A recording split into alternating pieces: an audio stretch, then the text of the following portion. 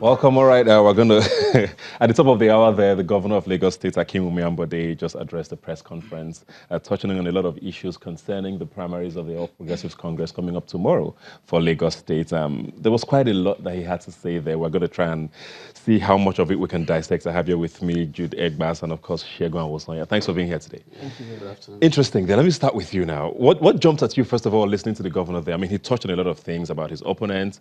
He will ask questions about the Dele Momodu there, the publisher of Ovation, did call on the Godfather. Of course, we know he's talking about Ahmed Tinubu, Bola Ahmed Tinubu.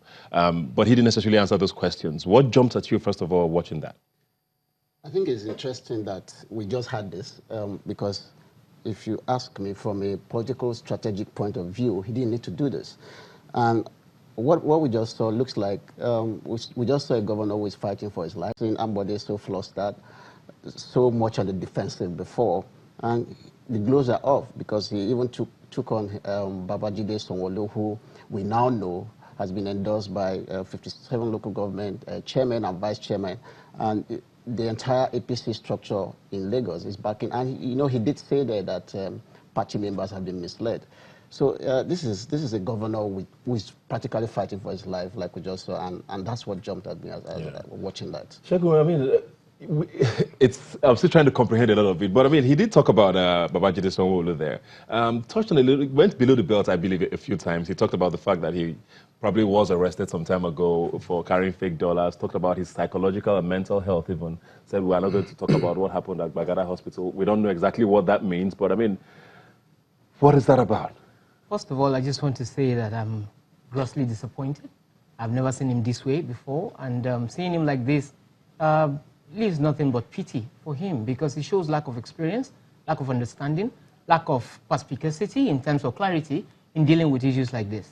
We are Africans first. You have people, you have structures that made you, you have structures that brought you to fore, and then you treat them like this because your dialogues are falling short or something. And again, you attacked your own party, saying or cementing the fact that your political party does not have records of their voters, that they don't have cards to show any evidence to even prove that there will be an accreditation process, because you as a governor only have a slip and not even a card. So these are things that begins to make people see you from the aspect of, okay, I can't have a chair. Are those valid points for him to raise, though? If he feels like his party structure is not particularly great, shouldn't he talk about that? He shouldn't talk about it with a press conference. He's a governor. He's a sitting governor. You don't call a press conference. We are not the voters. It's your party. This is an internal democracy issue. And then it's not something that you bring out here. It shows you've actually lost it.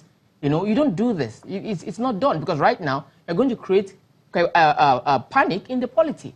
And you are the first, you're the same person who came here to say you want things to run smoothly, you want people to be law-abiding. People can't be law-abiding knowing that the structures of the party are not in place, based on your words. And this is not... What options were left open to him, though? Because from all indications, the primaries are holding tomorrow. They were supposed to hold yesterday, then today. Now it's tomorrow. We keep hearing that it's moved every day.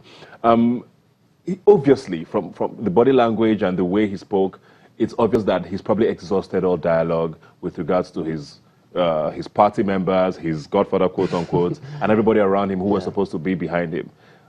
Why not this then? Why is this a problem for both of you, if I may ask? I mean, what other options were left for him?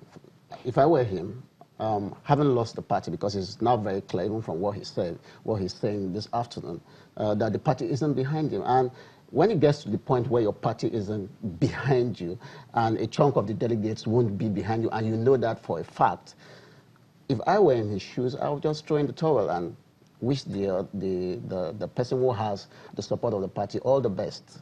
But why be a quitter if you feel like, because which is worse, that he loses or that he steps down?